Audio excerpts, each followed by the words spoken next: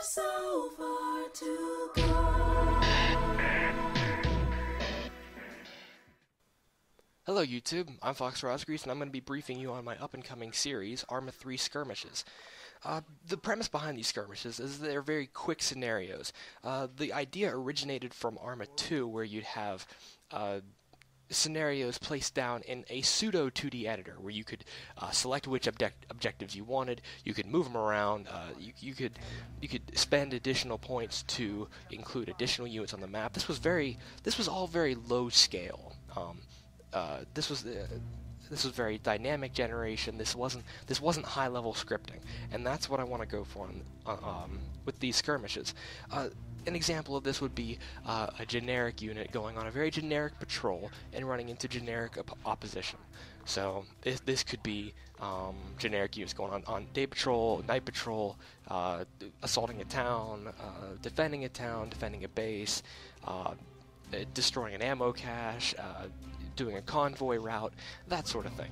This isn't going to be very high-scale war. We're going to have tanks going off left and right. We're going to have aircraft flying overhead. No, this will be very low-scale, infantry versus infantry. Maybe some mechanized infantry thrown in here and there. Maybe a couple of airstrikes, couple of helicopter insertions, but nothing major. Now the problem with high-level campaigns and going through high-level campaigns is that all of the events are scripted and choreographed in a way that you could run through it 3 times over, and you would still get generally the same amount of gameplay. Now, while I will have a plan of attack for most of these scenarios, most of these skirmishes, the randomness is going to be ensured through very low-level scripting, and it's really not hard to get a good level of randomness whenever you're doing this sort of thing. Say that you have a town that's relatively it's a small to medium-sized town. It's got 2 parts, and you want Op4 to patrol between those 2 parts. You don't need to place down like 18 different waypoints and cycle them and say, okay, first you go to this intersection, then you go to this intersection, then you go to this fountain, then you go to stop in front of this house, and then you go over here to the soccer field, then you go over here to the garage, and then you go back to the second intersection, and then you go back to a 3rd intersection. No, you don't have to be pinpoint accurate with these waypoints.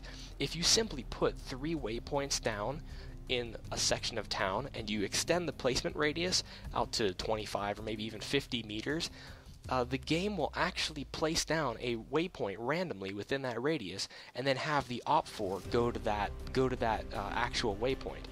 So, what does this mean? It means that you can pretty much put down 3 or 4 or 5 waypoints in a town, or maybe not even that, 2 waypoints in a town. Set the radius to encompass the entire town, and then set those waypoints to cycle. And then the game will just keep auto-generating those random waypoints. The Op4 will patrol in a random manner, and to be honest, you won't know which way the Op4 is going, when they're going to get there, or what they're going to be doing when they get there. Now, this is really good for me, especially because if I die halfway through a mission and I don't get very good footage, this doesn't mean that, oh, well, I have to go into the editor now and re-alter their paths.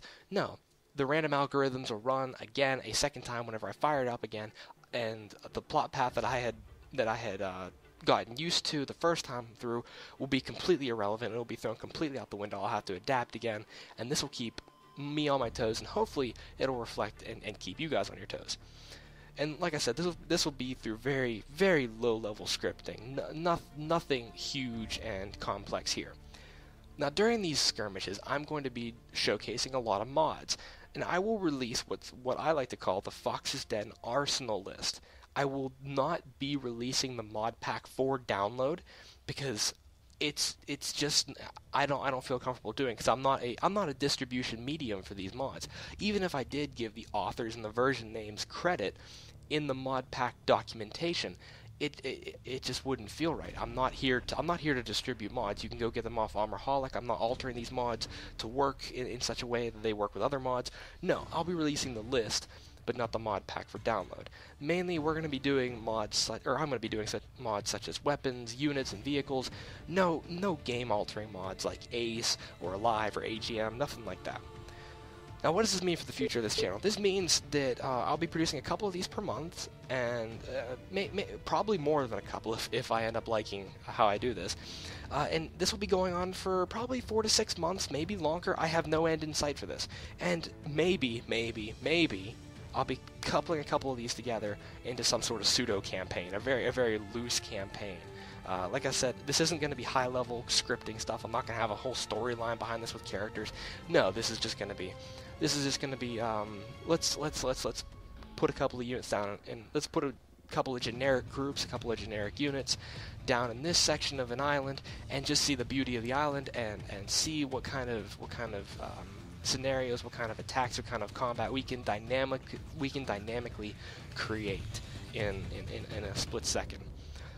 And that's really all there is behind these ArmA 3 skirmishes. I hope you guys enjoy the upcoming program. Be sure to like, comment, and subscribe. Put suggestions in there. Spread the word. Let me know what you think of these. And I'll see you in episode 1.